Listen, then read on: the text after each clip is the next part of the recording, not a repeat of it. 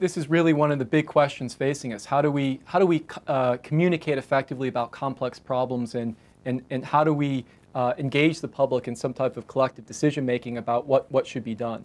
And I think the answer lies in investments in three areas. One is we have a problem with the media system. The for-profit model of traditional news gathering is really in peril.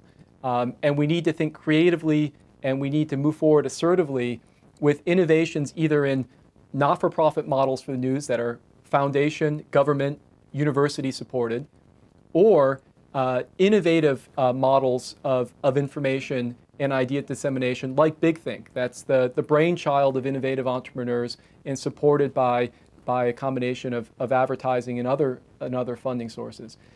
So we have to rethink what exactly is the future of the news media. The second thing we need to think about is how are we educating people at the high school level, the junior college, and the university level to be engaged citizens.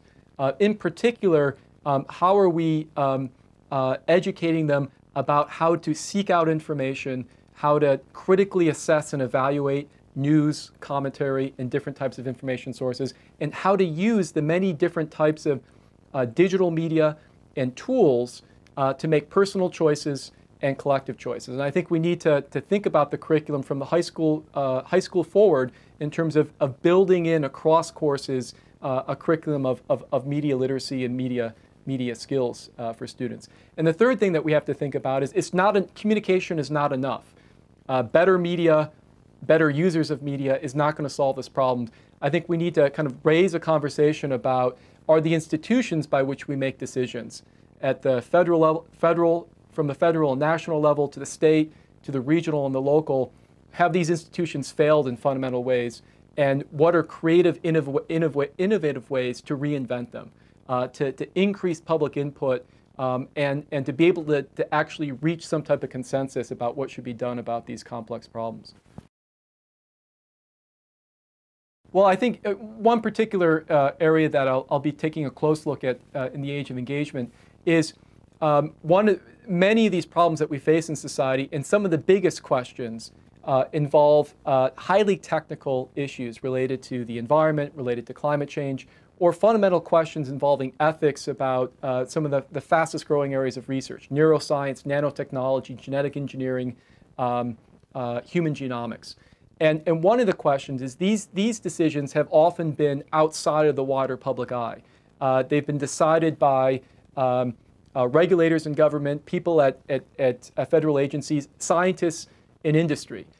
But these issues fundamentally affect and are too important to leave to scientists, members of government industry to decide. We have to think about how can we actively involve the public in this type of decision making.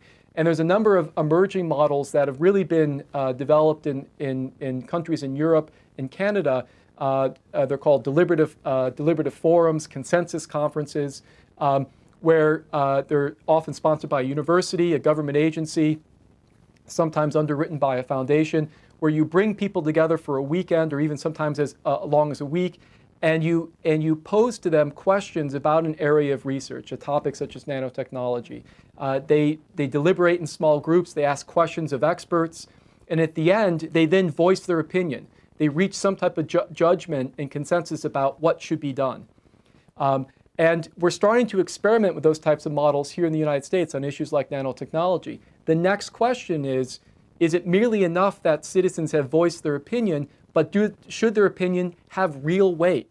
If the public is well informed about an issue and has deliberated and decided, should that actually bear strongly on what type of actual government decision is made, or even what kind of directions the science institutions or scientists might go in the research? And I think that's a conversation we have yet to have.